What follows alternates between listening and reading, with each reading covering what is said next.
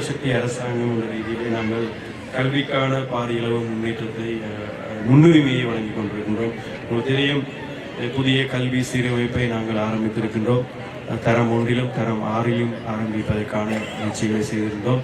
இருந்த போதிலும் இறுதி கட்டத்திலே தரம் 6 பாடத்திட்டத்தை மாற்றி அமைத்து அந்த வேலை திட்டங்களை முன்னெடுக்கப்பட்டு வருகின்றன. அதே போன்று உங்களுக்கு தெரியும், கடந்த காலங்களிலே தேசிய பாடசாலைகளுக்கு மாத்திரம்தான் கூடுதலான நிதிகளை அந்த காலகட்டத்தில் இருக்கின்ற ஆட்சியாளர்கள் வழங்கியிருந்தார்கள். ஆனால் இம்முறை நாங்கள் ஒட்டுமொத்தமாக மட்டக்களப்பு மாவட்டத்துக்கு 350 மில்லியன் மாகாண சபையூடாகவும் மத்திய அரசாங்கத்தினூடாக 169 மில்லியனாக மொத்தமாக 529 மில்லியன் ரூபாயை கல்வி அபிவிருத்திக்காக நாங்கள் ஒதுக்கியிருக்கிறோம்.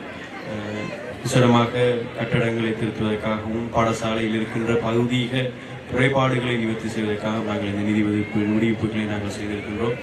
இன்னும் பல விடயங்களை எங்கள் பிரதேசத்திலும் இந்த பாடசாலை அபிவிருத்திக்காக கல்வியின் முன்னேற்றத்துக்காக நாங்கள் செயற்படுத்துவதற்கு தயாராக இருக்கின்றோம். ஆகவே இந்த கல்வி என்பது மாணவர்களுக்கும் பெற்றோருக்கும் ஒரு சுமையாக அமைந்துவிடக்கூடாது என்பதிலே இந்த அரசாங்கம் குறியாக இருக்கின்றது. இந்த கல்வி முறையிலே ஒரு மாற்றத்தை கொண்டு வர வேண்டும் என்பதிலே நாங்கள் முன்னுதாரணமாக செயற்பட்டு கொண்டிருக்கின்றோம். எங்களை அண்டிய நாடுகள், அபிவிருத்தி அடைந்த நாடுகளே கல்வி தான் மிக முக்கிய பங்காக இருக்கின்றது அந்த நாடுகள் அபிவிருத்திக்கு.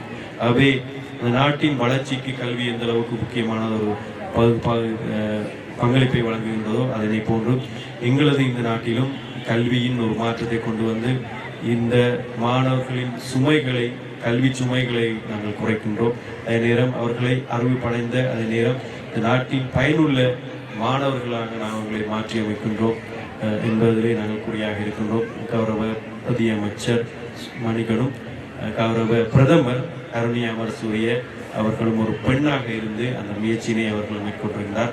ஆகவே இந்த நாட்டிலே பெண்கள் பாடசாலை என்ற ரீதியிலே நாங்கள் இன்னொரு விடயத்தையும் குறிப்பிட வேண்டியிருக்கின்றது. பெண்களுக்கான அதிக முன்னுரிமை வழங்குகின்ற ஒரு அரசாங்கமாக தேசிய மக்கள் சக்தி அரசாங்கம் இருக்கின்றது. விசேடமாக பாராளுமன்றத்திலே 159 பாராளுமன்ற உறுப்பினர்களிலே 20 பெண்கள் அதிலே பிரதிநிதித்துவப்படுத்துகின்றார்கள். விசேடமாக அனைத்து பிரதேசங்களிலிருந்து அவர்கள் பிரதிநிதித்துவப்படுத்துகின்றார்கள். அவர்கள் விசேடமாக இந்த பெண்களுக்கான ஒரு மாற்றத்தை இந்த நாட்டிலே, அவர்களுக்கான சந்தர்ப்பத்தையும், இந்த நாட்டின் அபிவிருத்தியிலே பெண்கள் ஒரு பங்காளர்களாக இருக்கின்றது என்பதை அவர்கள் வெளிப்படுத்தி கொண்டிருக்கிறார்கள். பெண்களுக்கான சந்தர்ப்பத்தையும் அதே நேரம் அவர்களுக்கான வாய்ப்புகளையும் வழங்கி இந்த பெண்களை வலுவூட்டுவதற்கான பல விடயங்களையும் நாங்கள் முன்னெடுத்து கொண்டு வருகின்றோம். ஆகவே பெண்களை பாதுகாக்கின்ற ஒரு அரசாங்கமாகவும், ஆகவே இந்த கல்விக்கு முன்னுரிமை கொடுக்கின்ற ஒரு அரசாங்கமாகவும் தேசிய மக்கள் சக்தி அரசாங்கம் இருக்கின்றது. ஆகவே இந்த விடயத்தை கூறிக்கொண்டு நான் நிறுத்திக் கொள்ளலாம்.